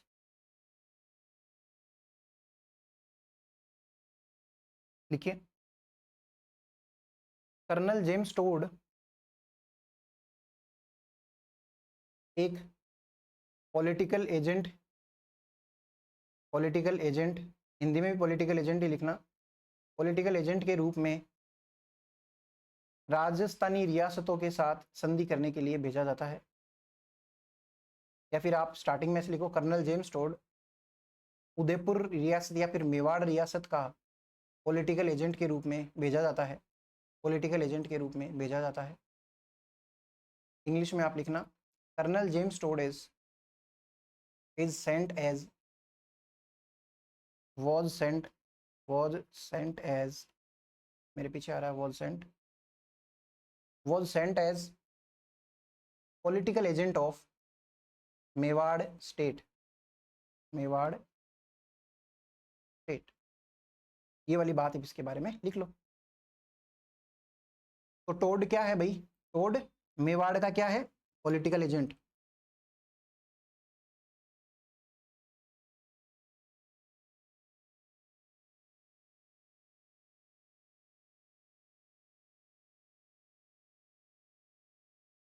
संधि होने के बाद में मेवाड़ रियासत के अंदर एक आदमी बैठा है जो किससे कनेक्टेड है? गवर्नर जनरल से। ये किससे कनेक्टेड रहेगा? इंडिया के गवर्नर जनरल से या फिर ब्रिटिश का, जैसे कि लॉर्ड हेस्टिंग्स हो गया। अब मेवाड़ रियासत की लिखा नहीं क्या मैंने? Mewar, political agent of Mewar state. ये मेवाड़ रियासत का क्या है? पॉलिटिकल एजेंट है। अब मेवाड़ रियासत की कोई भी बात अंग्रेजों तक पहुंचानी है, यानी कि ब्रिटिश क्राउन तक पहुंचानी है, ईस्ट इंडिया कंपनी तक पहुंचानी है, तो कौन पहुंचाएगा? जेम्स टोड पहुंचाएगा, सीधी सी बात है।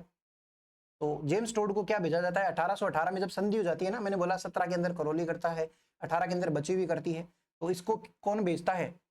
लॉर्ड हेस्टिंग्स इसको भेजता है। कहाँ पे? उदयपुर का क्या बना के भेजता है? पॉलिटिकल एजेंट, संधि होने के बाद में, ठीक है। तो गवर्नर जनरल बन गया लॉर्ड हेस्टिंग्स, और ये बन गया यहाँ का उदयपुर का पॉलिटिकल एजेंट। अब पॉलिटिकल एजेंट ये बन गया है, इसके बारे में दो चार एक बातें लिख लेते हैं यहाँ पे। ये स्कॉटलैंड का था भाई, स्कॉटलैंड भी उधर ही पड़ता है, आयरलैंड, स्कॉटलैंड, ये सब लिखो तो लिख लो, वरना कोई दिक्कत नहीं है। अब ये आदमी आता तो है राजस्थान के अंदर, लेकिन राजस्थान का जब ये बन गया पॉलिटिकल एजेंट, एक चीज उससे पहले आप ये और समझिए, मेरी बात सुनना। ये हो गया जयपुर, ये हो गया मेवाड़ मान लेते हैं, ये हो गया मारवाड़, या फिर मान लो इधर आ जाएगा जैसलमेर, बीकानेर आ गया मान लो। ये सारी रियासतें, यहाँ पे अलग अलग राजा बैठे हैं। अब सारे लोगों ने ही जब संधियां कर रखी है अंग्रेजों से, अब होगा क्या? मान लो बीकानेर की लड़ाई है किसी और से, मराठों से लड़ाई है मान लो, तो साथ कौन देगा? अंग्रेज। बीकानेर की लड़ाई है मान लो दिल्ली सल्तनत से, साथ कौन देगा? अंग्रेज। अब बीकानेर वाले ऐसे थोड़ी बाहर से लड़ेंगे, जैसलमेर वालों से भी तो लड़ सकते हैं, जयपुर वालों से भी तो लड़ सकते हैं, इनसे भी लड़ सकते हैं। अब हर जगह पे बैठा कौन है? अंग्रेज। अंग्रेजों ने क्या करा संधि के साथ में कि आपकी जो जो भी लड़ाइयाँ होंगी, 1818 में संधियां हुई थी अंग्रेजों के साथ में, कि जो भी लड़ाइयाँ होंगी उनके अंदर हम साथ देंगे, हमारी सेना देगी साथ आपका, आप तो बस हमें पैसे दे देना। और अंग्रेजों ने क्या किया? जैसे मान लो जयपुर रियासत है, उसके अंदर अंग्रेज आ गए संधि करके। संधि करने के बाद में अंग्रेजों ने क्या बोला कि हम कोई भी लड़ाई होगी उसके अंदर आपका साथ देंगे। कैसे देंगे साथ? हमारी सेना होगी भाई, आप तो हमें क्या दो? पैसे। आप जयपुर के राजा हो, मैं अंग्रेज हूं, मैं आपको बोला कि आप मेरे को बस पैसे दे देना, मेरे बंदे लड़ लेंगे, आपको टेंशन नहीं लेनी। अब अंग्रेजों ने क्या किया? जयपुर रियासत में, यानी कि मैंने क्या किया, जयपुर रियासत में ही क्या करा, वहां के जो नौजवान लोग हैं उनको रिक्रूट करना स्टार्ट कर दिया मेरी सेना के अंदर, कि भाई जो जो नौजवान है 200 रुपए कमाना चाहता है या 1000 रुपए, जितने भी उस टाइम पे होते थे, कमाना चाहता है, वो आर्मी के अंदर आ जाए और यहाँ पे आपको अपॉइंट किया जाएगा। जयपुर के ही तो लोग, प्रजा के लोग, सुनना मेरी बात, जयपुर की ही प्रजा मेरी सेना में भर्ती होके जयपुर को प्रोटेक्ट कर रही है, तो बीच में मैं क्या कर रहा हूँ? मेरा तो कोई काम ही नहीं है, मैं जबरदस्ती के अंदर पंच बन रहा हूं और आपके से पैसे और ले रहा हूं, आपको ही प्रोटेक्ट करने के लिए, आपके ही लोग यूज करके। तो अब क्या हुआ? जैसलमेर और बीकानेर की कभी भी लड़ाई होगी, या जैसलमेर और जयपुर की, या बीकानेर जयपुर की कभी भी लड़ाई होगी, तो अंग्रेजों को पता है हमारी ही सेना ही भेजेंगे ये, और हमारे ही नुकसान है, हमारे पैसे का नुकसान है, तो करेंगे ही नहीं लड़ाई। इससे अच्छा इनको बावड़ा बना के इनकी दोस्ती करा दो, संधि करा दो। बीच में कोई छोटा मोटा एग्रीमेंट हो जाए तो कैसे न कैसे करके लड़ाई टाल दो, पैसे बचा लो, पैसे कमा लो। इस वजह से क्या हुआ, जैसे ही अंग्रेजों ने संधियां करी 1818 के आसपास में, राजस्थान में युद्ध होने ही बंद हो गए भाई। राजस्थान में नाम मात्र के ऐसी छोटी मोटी झड़प होती थी, इसकी उससे, बाकी युद्ध होने ही बंद हो गए। राजस्थान के लोग देख रहे भाई साहब, शूरों वीरों की धरती है, ये है वो है, लड़ाइयाँ हो ही नहीं रही। इतनी शांति तो जिंदगी में पहली बार देखी है। तो अंग्रेज तो बहुत शानदार चीज है यार, और अंग्रेजी सीखने को मिल रही है इनसे, बढ़िया बढ़िया इंग्लिश गालियां हो गई या इंग्लिश गाने हो गए, काफी सारी चीजें सीखने को मिल रही है। ऐसा ही बेनिफिट किसको मिलता था, अंग्रेजी लोगों को। ब्रिटिशर्स जो यहाँ पे रहते थे, यहाँ पे लोकली जो रहने लग गए थे, उनको यहाँ का कल्चर बढ़िया लगने लग गया, गाना खाना पीना जो पहनावा है, सारी चीजों में मजे आने लग गए। तो वैसा ही एक दा कौन बैठा है, एक पॉलिटिकल एजेंट है जिसका नाम मैंने आपको बताया था अभी, जेम्स टोड। कहाँ का है, मेवाड़ का है। युद्ध हो नहीं रहे, अब इसके पास में ठाला ही ठाला है, टाइम बेट दी। गवर्नर जनरल को ये क्या बातें पहुंचाएगा मेवाड़ रियासत से रिलेटेड, कि भाई यहाँ पे पैसे की कमी आ रही है, यहाँ पे ऐसे कुछ कंस्ट्रक्शन कराना है, ये वो हर चीजों में हस्तक्षेप करते ही थे। लड़ाइयाँ हो नहीं रही तो कोई बड़ी बातें जा नहीं रही वहां पे, और गवर्नर जनरल भी बोलता है यार ऐसी फालतू चीजें मुझे क्या बता रहे, तो खुद ही देख ले, रोड बनवानी, ये करना है वो करना है, जो भी करना है तेरे हिसाब से कर ले। वहां पे जा नहीं रहे, अपने बैठे बैठे ही आलसी बन के एक दूसरों से बढ़िया दोस्ती कर ली, एक दूसरे के बारे में जान लिया, इतिहास जान लिया कि ये है वो है। अब जेम्स टोड को आने लग गए मजे भाई, ये कल्चरली और थोड़ा सा इतिहास जानने में काफी ज्यादा इंटरेस्टेड आदमी था। अब है क्या, मेरी बात सुनना, इतिहास जानने का स्रोत क्या है, किताबें। या तो कोई आदमी आपको मुंह जबानी इतिहास बता दे, या फिर किताबें बता दे। हमारा भारत का कल्चर कैसा रहा है, मेरी बात सुनो। भारत का कल्चर ऐसा रहा है कि विद्यालय भी एक मंदिर कहलाता था। बोलते थे ना कि विद्या मंदिर वगैरह, पढ़ाई करने के लिए, क्योंकि मंदिरों में ही पढ़ाइयाँ होती थी पहले। और मंदिरों में क्या लिखे जाते हैं, ग्रंथ हो गए, या फिर उधर की दीवारों पे कोई अभिलेख लिख दिया, ये सब चीजों के अंदर कि भाई ये राजा ने ये किए, ये किए, ये सारी चीजें। तो मंदिरों के अंदर क्या होते थे, हमारे इतिहास। तोड़ भाई अलग अलग मंदिरों में घूम रहा है, एक घोड़ा दे दिया इसको किसी ने, ले भाई घूम ले, जिधर जा रहा है उधर जाके इतिहास देख रहा है, लोगों से मिल रहा जुल रहा है, मंदिरों में नारियल फोड़ के धो खा के बैठ जाता है पुजारियों के पास इतिहास जानने के लिए, डोलियों को देखते रहता है, इतिहास देखते रहता है। इसको काफी सारा इतिहास पता चला, और इसको पता चला कि भाई साहब एक तरफ तो 10 लोग लड़ रहे हैं, सामने 200 लोग हैं, चाहे भले ही मर जाएंगे, बिना सर कर, मतलब बिना सर के लोग लड़ रहे हैं, तलवार वलवार चलवा रहे। ऐसा रियल में होता है, बॉडी जो होती है थोड़ी देर के लिए रिस्पॉन्ड करती है, मतलब सर धड़ से अलग भी हो जाए ना तो भी वो इलेक्ट्रिकल करंट जो होता है पूरी बॉडी में रहता है, और वो मोटर न्यूरॉन्स वगैरह, साइंस की बात है, वो तलवार वलवार जैसे चलाते हैं वैसे वो चलता रहता है। और उसकी चपेट में कोई आ गया, किसी ने देख लिया होगा दो चार एक ऐसे एग्जाम्पल कि भाई इसका सर उड़ गया फिर भी उसको मार रहा था, ये वो तो लोक देवता है। ऐसे करके काफी सारे किस्से इसने जब सुने तो काफी मजा आया भाई। और रियल में ऐसे ऐसे है कि एक से एक बंदा भिड़ रहा है 100 से, तो जिगरा जिगरे वाले लोग लगे राजस्थान वाले इसको। तो इसको राजस्थान के इतिहास में बढ़िया इंटरेस्ट आया। और जैसे कि राजस्थान का इतिहास भरा हुआ भी है, मालदेव हो गया, राणा प्रताप जी हो गए, ये सारे इतने पराक्रमी, चंद्रसेन हो गया, इतने बड़े बड़े राजा रहे हैं जिनकी बातें सुने, जैसे कि पृथ्वीराज हो गए, ये सब इनकी जो जो स्टोरी है ये सुन के तो मोहित हो गया एकदम भयंकर से।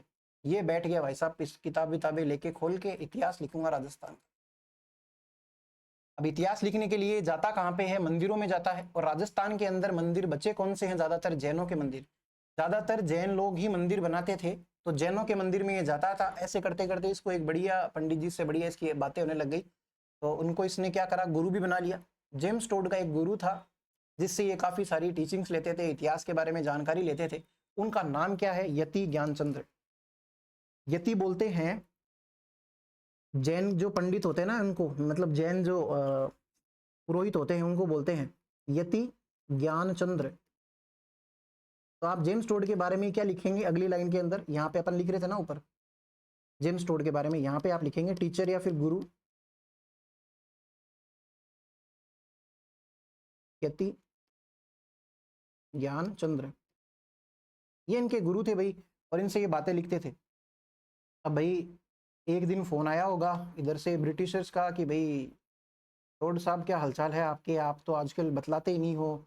ये कहता भाई साहब मैं तो मेरा मस्त हूँ बढ़िया से, राजस्थान का इतना बढ़िया रिच हिस्ट्री है, कल्चर है, और ऐसे खूंखार खूंखार लोग हैं भाई साहब, देख के दुश्मन जो होता है सीधा का सीधा भागता है, राजस्थान की तरफ अटैक करने की सोचता ही नहीं।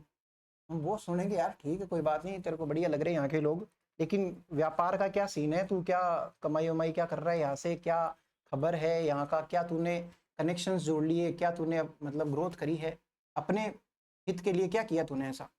तो बोलता है हाँ किया ना, बहुत सारा हित किया, देखो ना यार, हित तो ये लोग करते थे पुराने जमाने में। घूम फिर के इसके दिमाग में सिर्फ राजा राजा राजा, यहाँ के सूरवीर सूरवीर ये सब घूमते रहते थे।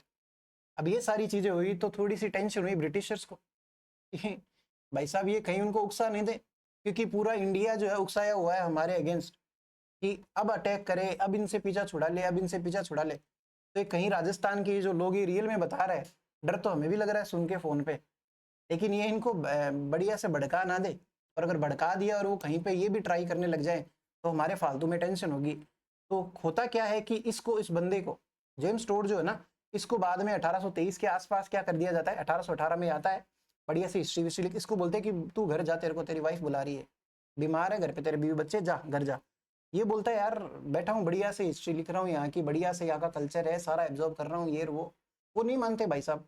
ये 5-7 साल जितना भी यहाँ रहता है बढ़िया से पूरी राजस्थान की हिस्ट्री लिखता है, ये पूरे इतिहास को, मेवाड़ वाले मेवाड़ का लिखेंगे, जयपुर वाले जयपुर का लिखेंगे, मारवाड़ वाले मारवाड़ का लिखेंगे, लेकिन ये बंदा पूरे राजस्थान से प्रेम कर बैठता है और पूरे राजस्थान का इतिहास लिख डालता है। इसीलिए इस आदमी को राजस्थान के इतिहास का जनक कहते हैं, क्योंकि इससे पहले तो क्या हो रहा था, सारी रियासतें अपना अपना लिख रही थी, हर रियासत लिखेगी भाई, छोटी से छोटी रियासत अपने बारे में बढ़ाई तो करेगी, इतिहास तो लिखेगी, लेकिन ये पूरे राजस्थान का लिखता है। इसलिए इसको क्या कहते हैं, राजस्थान के इतिहास का जनक। आप इसके बारे में लिखना हिंदी में, जेम्स टोड को राजस्थान के इतिहास का जनक कहा जाता है। James Tod is called as father of history of Rajasthan, father of history of Rajasthan. ये वाली बात इसके बारे में लिखना, ठीक है। फिर उसके बाद में इसके बारे में मैंने आपको बताया था कि ये घोड़ा ले लेके निकल जाता था, इधर राम राम करता, उधर राम राम करता, इधर सलाम वालेकुम करता, सारे लोगों से हिस्ट्री जान रहा है, ये कर रहा है वो कर रहा है, लोगों के यहाँ पे बैठ के चाय पानी कर रहा है। उम्र भी हो रही है तो ये बाबा जैसे लगता ही है, बूढ़ा हो गया है, ठीक है। तो इसको लोग क्या बोलते थे, घोड़े वाला बाबा, तो इसका नाम ही पड़ गया भाई। घोड़े वाला बाबा कौन है, तो ये थोड़ा सा घिसा पिटा क्वेश्चन है, लेकिन लोग इसको मिस कर देते हैं। आप लिखो जेम्स टोड को घोड़े वाला बाबा कहते हैं, घोड़े वाला बाबा। इंग्लिश वाले भी ये लिखो, James Tod is called as घोड़े वाला बाबा। ये मत लिख लेना grandfather of forest horse, ये सब नहीं लिखना, अंग्रेजी नहीं लगानी इतनी, घोड़े वाला बाबा ये लिख लो इसके बारे में आप। फिर उसके बाद में इसने जो बुक लिखी थी राजस्थान के बारे में सबसे पहले, इसकी बुक जो है वो इसको 1823 के आसपास यहाँ से भेज दिया जाता है, ये दुखी मन से जाता भी है बेचारा। बाद में ये एक बुक लिखता है यूरोप में बैठा बैठा, एनाल्स एंड एंटिक्विटी, आप बुक्स लगाना, हेडिंग लिखना books, annals and antiquities of Rajasthan. देखिए एनाल्स का मतलब होता है हिस्ट्री, तो आप लिख लेना हिस्ट्री या इतिहास, और एंटिक्विटीज का मतलब होता है पुरातत्व, आर्कियोलॉजी वगैरह, ये सब से रिलेटेड कि जो पुरानी खोजें हुई है, अभिलेख हो गया, शिलालेख हो गया, या फिर कोई मटकी मिल गई या कोई सिक्के मिल गए, कुछ भी मिल गया, पुरातत्व में आता है। पुरानी चीजों के लिए बोलते हैं ना एंटीक्स, एंटीक किसको बोलते हैं, पुरानी चीजें जो अब नहीं बनती है वो पुरानी एंटीक पीस है ये, है ना। तो कई बार घर वाले दुखी हो के आपको भी तो बोलते हैं ना कि आप एंटीक पीस है, ये एंटीक पीस हमारे घर में। तो पुरानी चीजों के बारे में और हिस्ट्री के बारे में किसके लिए लिख रहा है, राजस्थान के बारे में। अब जब इसने ये वर्ड यूज किया राजस्थान, राजस्थान, ये बोल रहा है कि मैं लिख रहा हूँ राजस्थान की हिस्ट्री और राजस्थान के पुरातत्व के बारे में, अपनी बुक में जिसका नाम क्या है, annals and antiquities of Rajasthan. अब इसको पूछा कि भाई राजस्थान क्या है, ये तो बता, क्योंकि उस टाइम पे तो रियासतें थी, राजस्थान जैसा कोई चीज ही नहीं है। राजपूताना वर्ड जो है जॉर्ज थॉमस वाला, वो भी इतना लाइट में तब आया जब विलियम फ्रैंकलिन ने वो बुक लिखी, तब जॉर्ज थॉमस की जीवनी लिखी थी ना, तब जाके पता चला कि भाई राजपूताना जैसा है। इससे पहले तो वहां के लोग सारे राजपूत ही राजपूत है भाई, किसको बोलोगे राजस्थान, किसको बोलोगे राजपूताना। तो इसने फिर कवर किया अपनी बात को इसी बुक का दूसरा नाम देके। इस बुक का दूसरा नाम क्या है, central and western Rajput states of India. मैं हटूंगा, बिल्कुल हटूंगा, एक सेकेंड भाई। इसने क्या बोला, इसी किताब का नाम क्या है, central and western Rajput state of India. अब इससे क्या मतलब है मेरा, या फिर इस जेम्स टोड का क्या मतलब है? तो आप यहाँ पे एक भारत का छोटा सा नक्शा बनाएंगे, मतलब मैं बनाऊंगा, आप नहीं बनाना। और ये ऐसे से करके जो भी है, ये भारत है। वैसे तो बहुत खूबसूरत है, लेकिन मैंने ऐसे ही बना दिया। सेंट्रल का क्या मतलब होता है? एकदम बीच वाला के अंदर, है ना। और वेस्टर्न यानी कि ये वाला पार्ट, ये वेस्टर्न पार्ट। आप डायग्राम को देखते रहिए, मैं बीच में नहीं आ रहा। यहाँ पे तो कोई है नहीं, वैसे भी काट दो। ये वाली जगह हो गई, ये गुजरात हो गया, या थोड़ा महाराष्ट्र की साइड में ये वाले जो एरिया है, ये टोड कह रहा है, मैं तो इसकी बात कर रहा हूँ। यानी कि मैं क्या कहूँ, अगर आपको आपको समझ में आया ना, सेंट्रल तो कैसे हो गया, यूपी वाला एमपी वाला पार्ट हो गया वो चीज़। और राजस्थान तो आएगा ही आएगा, क्योंकि वेस्ट वाले की भी बात कर रहा है। और नीचे की साइड के अंदर भी, ये भी तो वेस्ट ही है। ये इधर वाली पार्ट जो है, क्या ये वेस्ट नहीं है क्या?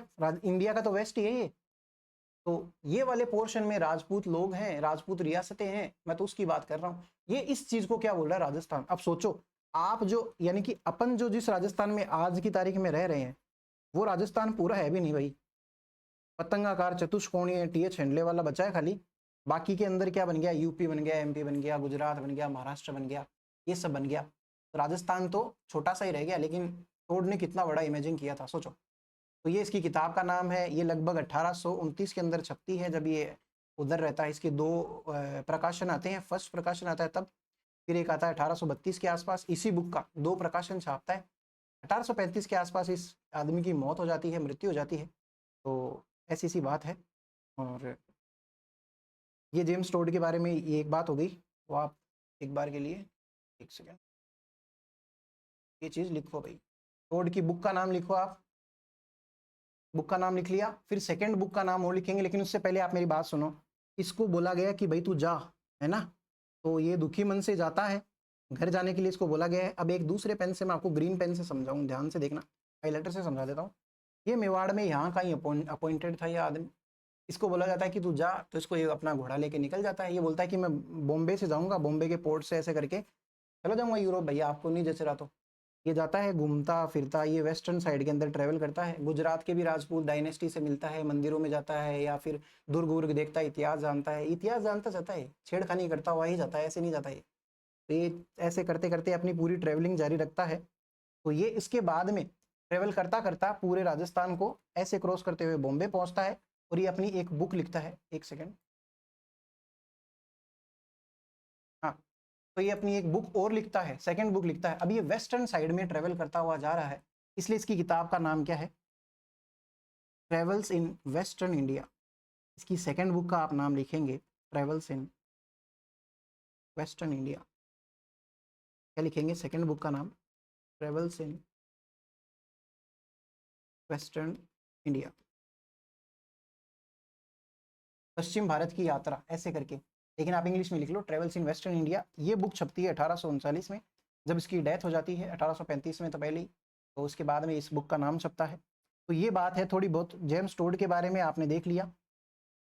अब एक बार फिर से आ जाते हैं ये 1817 18 इन सब के बारे में। तो आप आगे लिखना 1817 व 18 की संधियां करने के लिए नेक्स्ट पॉइंट लिखना भाई।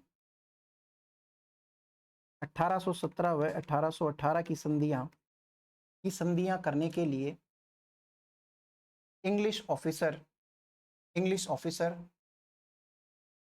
Charles Metcalfe. जेम्स टोड को तो पॉलिटिकल एजेंट बना के भेजा जाता है मेवाड़ का। चार्ल्स मेटकॉफ को ब्रिटिश रिप्रेजेंटेटिव के रूप में, या फिर ब्रिटिश रिप्रेजेंटेटिव को क्या बोलेंगे?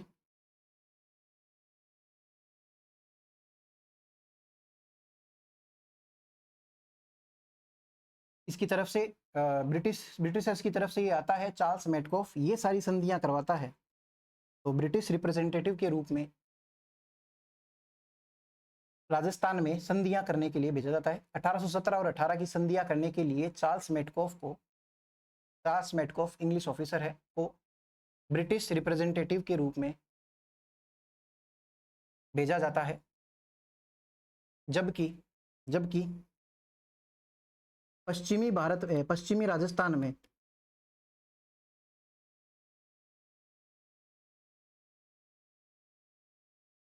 पश्चिमी राजस्थान में जॉन मेलकम, चार्ल्स मेटकॉफ को आप ऐसे लिख सकते हैं हिंदी में, चार्ल्स मेटकॉफ, और ये हो जाएगा जॉन मेलकम। जॉन मेलकम का वेलकम करते हैं कौन? पश्चिमी राजस्थान वाले।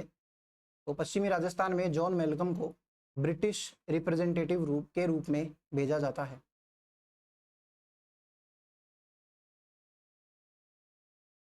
तो इंग्लिश में क्या लिख लेंगे? During the treaties of 1817 in 1818, ये आपके सामने लिख रखा 1817 और 1818। During the treaties of 1817 in 1818, Charles Metcalfe, the English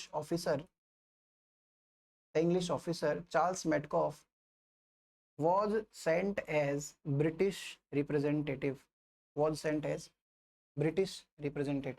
while in Western Rajasthan, और सॉरी सदर्न राजस्थान लिखना भाई, और हिंदी वाले भी यहाँ पे दक्षिणी राजस्थान लिखना, sorry. In southern Rajasthan John Malcolm was sent as British representative. अब सदर्न राजस्थान में क्या आएगी उसको ब्रैकेट में आप लिख लेंगे, डूंगरपुर, प्रतापगढ़ और बांसवाड़ा। ठीक है, ये तीन चीजें आप इसके बारे में लिख लेंगे। तो ये बात होती है भाई लगभग जॉन मेलकम की और चार्ल्स मेटकॉफ की। इस टाइम पे गवर्नर जनरल कौन था? लॉर्ड हेस्टिंग्स था। अब एक चीज और सुनना, ये पॉलिटिकल एजेंट क्या करेगा? ये पॉलिटिकल एजेंट्स नहीं है चार्ल्स मेटकॉफ और जॉन मेलकम, ये ब्रिटिश रिप्रेजेंटेटिव है जो कि संधियां करवाने के लिए आए थे। पॉलिटिकल एजेंट था हमारा जेम्स टोड, घोड़े वाला बाबा। वैसे ही अलग अलग रियासतों में अलग अलग पॉलिटिकल रिप्रेजेंटेटिव्स लग रखे हैं। एक सेकेंड भाई, हम क्या बात कर रहे थे? हम कह रहे थे कि जैसे जेम्स टोड है पॉलिटिकल एजेंट है एक, वैसे ही अलग अलग रियासतों में अलग अलग पॉलिटिकल एजेंट्स हैं। वो जहाँ पे रह रहे हैं, आप जहाँ पे रहते हैं, जो भी आपका घर होता है उसको हम रेजिडेंस बोलते हैं ना। तो आप अपने घर के क्या हो? रेजिडेंट नहीं हो क्या? रेजिडेंट। तो पॉलिटिकल एजेंट करके लिखना, वापस से पूरा लिखना भाई। पॉलिटिकल एजेंट को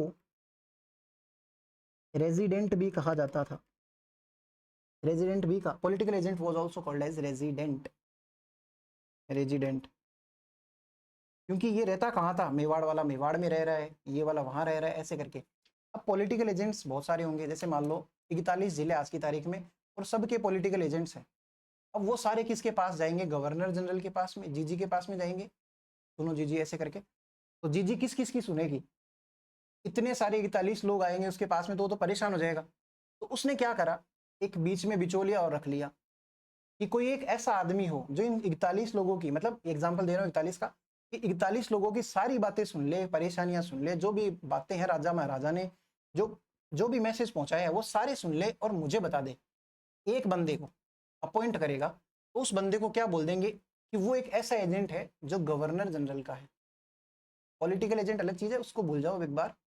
एक ऐसा एजेंट रखा गवर्नर जनरल ने जो जीजी को खबर देगा, यानी कि गवर्नर जनरल को खबर देगा किसकी? पूरे पूरे राजस्थान की। सारे पॉलिटिकल एजेंट जो भी कचरा भर रहे हैं उसके दिमाग में, वो आगे ट्रांसफर कर देगा। उसको क्या बोलते हैं? उसको बोलते हैं रेजिडेंट ऑफ राजपुताना। क्योंकि ये तो कौन है? राजस्थान में रहने वाले रेजिडेंट है, अलग अलग रियासतों में रहने वाले रेजिडेंट है, और इनका सबका रेजिडेंट कौन हो जाएगा? पूरे के पूरे राजपुताना का रेजिडेंट। जैसे कि जेम्स टोड कहाँ का रेजिडेंट है? मेवाड़ का रेजिडेंट है। कोई और है, जैसे कैप्टन बर्टन है, लॉर्ड बर्टन है, वो कहाँ का था? कोटा का था, तो उसको कोटा का रेजिडेंट कहेंगे। ऐसे अलग अलग जो भी है, तो पूरे के पूरे राजस्थान का भी तो एक रेजिडेंट रख लो, जो क्या करेगा? जीजी को खबर दे देगा सारी की सारी। तो ऐसे एक नई टर्म का इजाद किया गया, उसको बोलेंगे रेजिडेंट फॉर राजपुताना। ठीक है, रेजिडेंट फॉर राजपुताना। क्योंकि आपको पता है भाई, ये क्या नाम है, सारे के सारे तो एक साथ जा नहीं सकते, अकेला जल चला जाए जीजी के पास में तो ठीक है। तो ये था रेजिडेंट ऑफ राजपुताना पूरे के पूरे राजस्थान का। तो आप लिखना रेजिडेंट ऑफ राजपुताना, हिंदी में भी ये लिखना। फर्स्ट एवर रेजिडेंट राजपुताना कौन था? फर्स्ट, उसका नाम था डेविड ऑक्टरलोनी।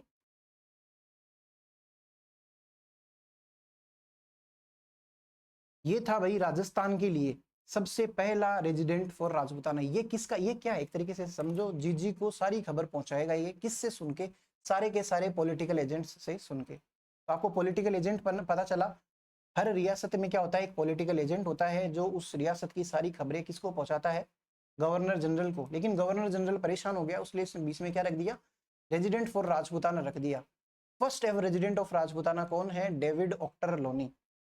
डेविड ऑक्टर लोनी नाम का आदमी जो है वो first ever resident of Rajputana है। डेविड, ये आदमी का हेडक्वार्टर कहाँ पे था, तो इसका हेडक्वार्टर भाई राजस्थान में नहीं था, दिल्ली में था, दिल्ली। तो ये दिल्ली में बैठा बैठा क्या करता था, राजस्थान के जितने भी पॉलिटिकल एजेंट्स इसके पास आते थे उनकी ये बातें सुनता था, आगे ये कलकत्ता पहुंचाता था। ये इसका काम था डेविड डॉक्टर लोनी का, ठीक है। फिर बाद में क्या हुआ, इस डेविड डॉक्टर लोनी के बारे में एक बात और है, इसकी एक उपाधि है, यहीं पे लिख लो चाहे से, इसको नसीर कहते थे। नसीर, नसीर का मतलब होता है रखवाला, ये उर्दू का या अरबी शब्द है। ये मुगल एम्पायर को एक बार प्रोटेक्ट करता है बढ़िया से, दिल्ली सल्तनत को प्रोटेक्ट करता है, मुगल एम्पायर को। तो ये इसको नसीर हिंद बोलते हैं, इसको इसको उपाधि मिलती है। तो नसीर हिंद की उपाधि किसको मिल रखी है, डेविड डॉक्टर लोनी को। ये चीज़ भी आप लिख सकते हैं।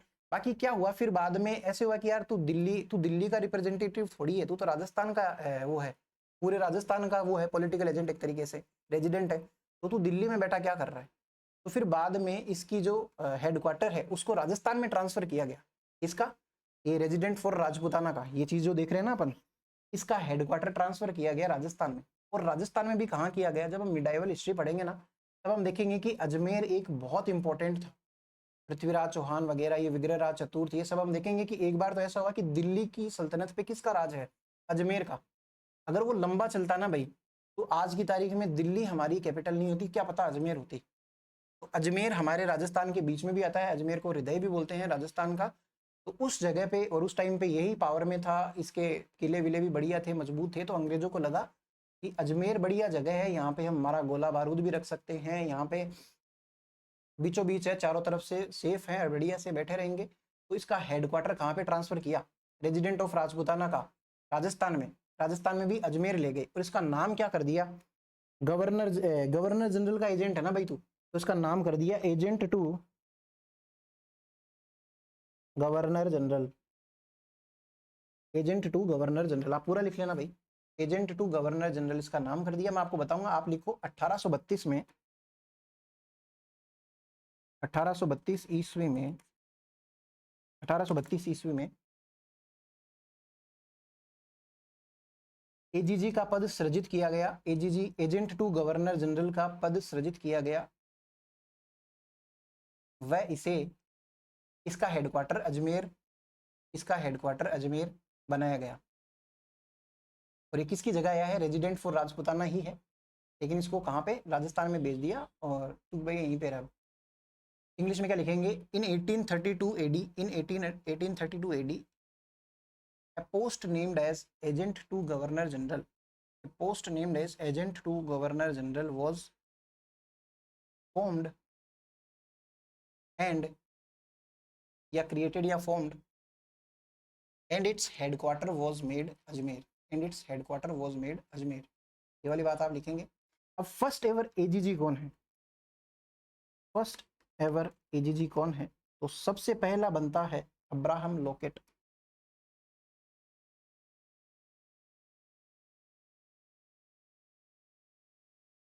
ये हमारे राजस्थान में रहने वाला जीजी का क्या है, पॉलिटिकल एजेंट एक तरीके से समझो। जीजी को सारी खबर देगा कौन, एजीजी, एजीजी एजीजी करते जाएगा और सारी खबर देगा किसको, जीजी को। और इसके पास खबर कहां से आएगी, एजीजी के पास, ये खबर इसके पास आएगी पीए से, पॉलिटिकल एजेंट्स रेजिडेंट्स जो हैं उनसे खबर आएगी। अभी ये रहता कहाँ पे है, अजमेर में। अजमेर एक ऐसी जगह है जो बिल्कुल ही गर्म जगह है, बढ़िया से, इतनी भयंकर गर्मी पड़ती है। तो अंग्रेजों से तो सहन नहीं हो बिल्कुल भी भाई, इनके तो डिहाइड्रेशन हो जाए, मर जाए, तो जो प्यासी बकरी है ऐसी शक्ल बन जाए इनकी बढ़िया से। तो इन्होंने क्या करा, खुद का ही रूल चला के बोल दिया कि भाई हम तो यहाँ नहीं रहेंगे, राजस्थान में सबसे जो ठंडी जगह है वहाँ चलते हैं। और राजस्थान में जो सबसे ठंडी जगह है एकमात्र ले दे के, वो है माउंट आबू, यानी कि सिरोही की साइड में। वहाँ पे आपको पता भी है बर्फ बर्फ जमती है, तो ये उधर रहना स्टार्ट कर देते हैं। तो आप लिखना भाई 1845 ईस्वी में, 1845 ईस्वी में ईस्वी में एजीजी का हेडक्वार्टर सिरोही, ब्रैकेट में आप लिखेंगे आबू, बना दिया जाता है। In 1845 AD the headquarter of AGG, in 1845 AD the headquarter of AGG was transferred from Ajmer to Sirohi, bracket में आप लिखेंगे आबू, माउंट आबू, ठीक है। लेकिन होता क्या है, गवर्नर जनरल जो होता है वो इनको बोलता है कि भाई आपको वहाँ पे क्या करने के लिए भेजा है, अपनी गर्मी से बचाव करने के लिए भेजा है या किसी काम से भेजा है, राजस्थान पे क्या कंट्रोल कर लोगे आप, उधर साइड में पड़े हो, एकदम कॉर्नर में तो है भाई, उधर फिर बाद में गुजरात की साइड लगती है, तो बोलते हैं कि आप यहाँ पे कर क्या रहे हो, सौराष्ट्र वगैरह की साइड लगती, कर क्या रहे हो यहाँ पे, ये लखन है क्या तुम्हारे, ऐसे ऐसे करके उनको डांट पड़ती है। तो उसके बाद में ये एक एग्रीमेंट साइन करवाते हैं कि भाई ठीक है, गर्मी लगती है वो एक वाजिब बात है, आप रह भी नहीं पाओगे, सहन भी नहीं कर पाओगे, ऐसे तो हर अंग्रेज छोड़ छोड़ के भागेगा। तो ये कहते हैं कि सर्दियों में तो तुम रह लो आबू, सॉरी अजमेर रह लो, कोई दिक्कत नहीं है, ठंड पड़ रही है इस टाइम पे तो अजमेर रह सकते हैं, और जब गर्मी बढ़ती है तब आप आ जाओ आबू। तो 6 महीने का एग्रीमेंट साइन होता है। तो आप लिखो 1864 ईस्वी में, 1864 ईस्वी में 6 महीने आबू तथा 6 महीने अजमेर का, 6 महीने आबू तथा 6 महीने अजमेर का एग्रीमेंट साइन होता है। सिंपल सी बात है, आप इसको लाइन की फॉर्म में न लिखे भी तो भी चलेगा। इन 1864 AD the agreement of 6 months of Abu and 6 months of Ajmer is signed for the headquarter of AGG के हेडक्वार्टर के लिए, ठीक है। तो ऐसा करा गया, और ऐसा आज की तारीख में भी होता है। जो राज्यपाल जी होते हैं राज्य के, वो क्या करते हैं, 6 महीने तो जाते हैं माउंट आबू, जब ये प्रचलन ही चल गया अब तो, वो कोई वैसे नहीं कि इनको भी ठंड लगती है, कहाँ ठंड लगी, राजस्थान के लोग हैं, कहाँ गर्मी ठंड लगेगी, है ना, इनको तो रेगिस्तान में बिठा के चाय पिला दो भले ही राजस्थान के लोगों को। तो मैं क्या बता रहा था, आज की तारीख में जो राज्यपाल जो होता है वो भी 6 महीने कहाँ जाता है, आबू जाता है, और 6 महीने अजमेर ने जाते हुए जयपुर जाता है, क्योंकि आज की तारीख में राजस्थान की कैपिटल कौन है, जयपुर। तो ये सब है हमारा इंट्रोडक्शन, और ये मॉडर्न हिस्ट्री जो है, जो 1857 की क्रांति के ऊपर अब हम जाने वाले हैं। अभी हमने मॉडर्न हिस्ट्री नहीं देखी है, क्योंकि मॉडर्न हिस्ट्री अंग्रेजों से शुरू होती है, तो अंग्रेजों की बातें करी हमने और कैसे संधियां करी है। पॉलिटिकल एजेंट आप समझे क्या,